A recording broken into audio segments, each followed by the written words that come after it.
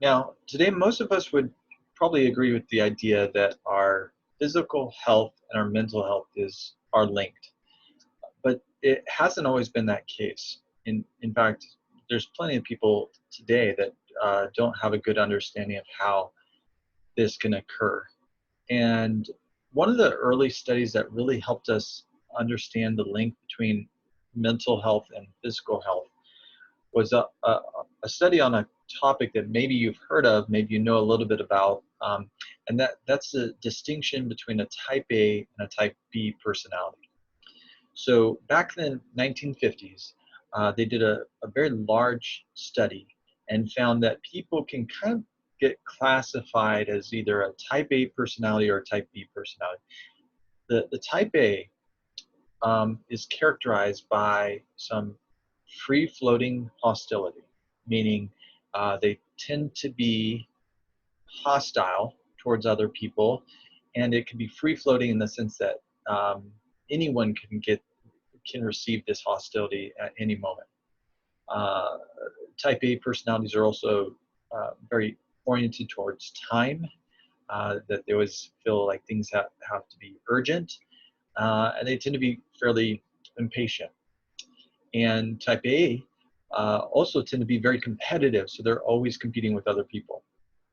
Okay. Now type B are different in that they tend to be fairly steady, they don't have a tendency towards hostility and anger, so they are very even workers. They're generally relaxed and patient. They also tend to be creative and idea oriented. And so the study looked at these different personality characteristics and then actually found that they can be linked with cardiovascular disease. That the people with a type A personality were found to be at higher risk of developing cardiovascular disease, so heart disease. Um, this was one of those studies that kind of opened people's eyes to say, oh, the brain and the heart aren't these different systems that sort of work independently. They're actually linked in some important ways. Um, and again, the type A is characterized by excessive, very driven, hostile, and impatient. They actually did further research. Now, okay, so many of you might be thinking, I'm a type A person. Does that mean I'm doomed towards having cardiovascular disease? Uh, well, first off, no, generally, because it's correlation, and none of these are perfect relationships. But secondly, they did follow-up studies and found that the people that have the highest risk aren't the people that are very competitive. They're not. It's not just people that are really time urgent all the time. Got to be right on time. It was actually the people with the highest levels of hostility. So again, not general type A personality, but the specific facet of being a hostile, angry, upset individual. That's what puts people most at risk. So if that characterizes you, then that does mean that you have higher risk. But I would also say it's an opportunity for you to, consider forgiveness and working through your issues of anger, because it's actually bad for your heart and bad for your health. Uh, Further studies have actually shown also that there's another personality trait, and they call it type D for distressed. It's almost depressed, but it's this tendency to experience negative emotions. So you could also call it neuroticism. And what they found is that people that are higher in these distressed emotions, those people are more likely to experience cardiovascular disease.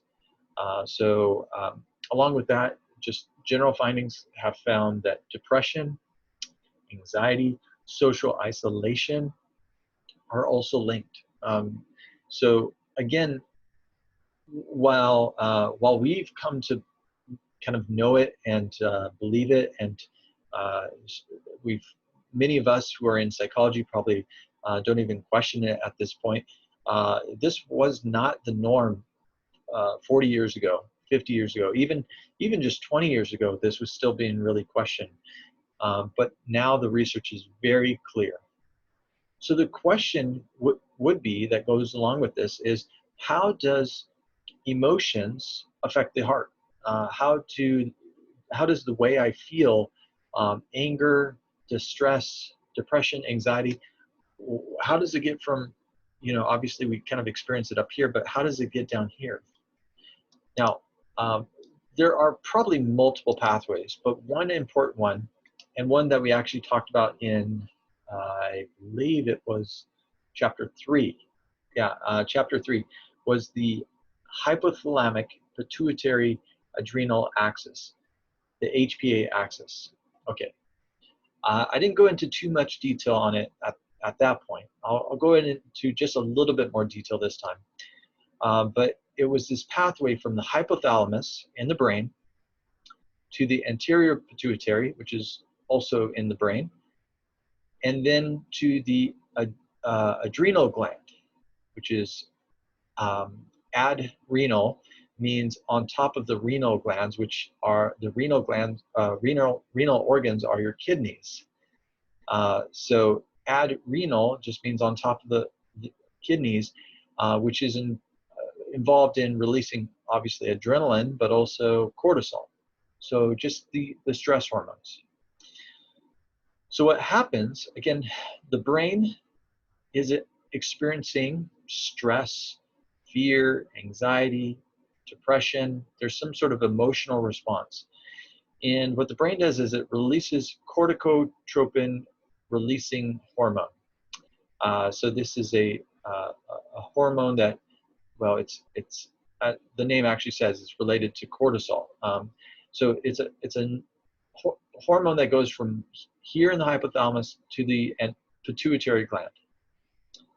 And then from the pituitary gland, there's another hormone called adrenocorticotropic hormone. And that gets released into the general bloodstream.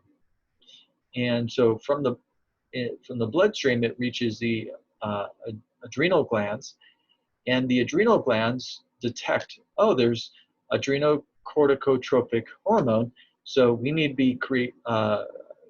be engaging in a stress response, and so the adrenal cortex will release cortisol.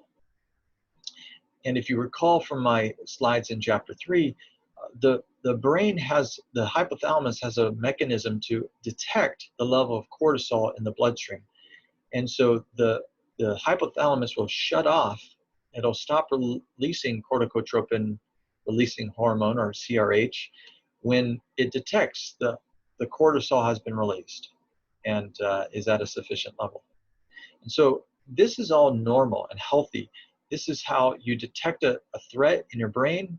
Something is dangerous, or you need to get stressed, and it sends it through this pathway, and it gets to the cortisol, and you send out the hormones that activate the body to prepare it for this stressor. But if stress is long lasting, if it is chronic, then we actually know that cortisol can be toxic. So cortisol can damage brain cells, especially in the hippocampus, which is involved in memory. So chronic stress can impair your memory, and it can damage actually organs throughout your entire body. So acute stress is a good thing. It prepares you for danger, but chronic stress is actually toxic to your whole body. And so some of the reasons why people have health problems is because their cortisol and their stress hormones are just circulating through their body all the time, or almost all the time, and it's going through it and damaging the body, damaging the different organs of the body. And so this can cause, again, a number of different health problems, including cardiovascular disease. And we know that, kind of related to this, that if babies have a high level of stress, they can actually have the cortisol going through their body, and babies can actually have something called failure to thrive, and that's the result of a chronic stress response going on.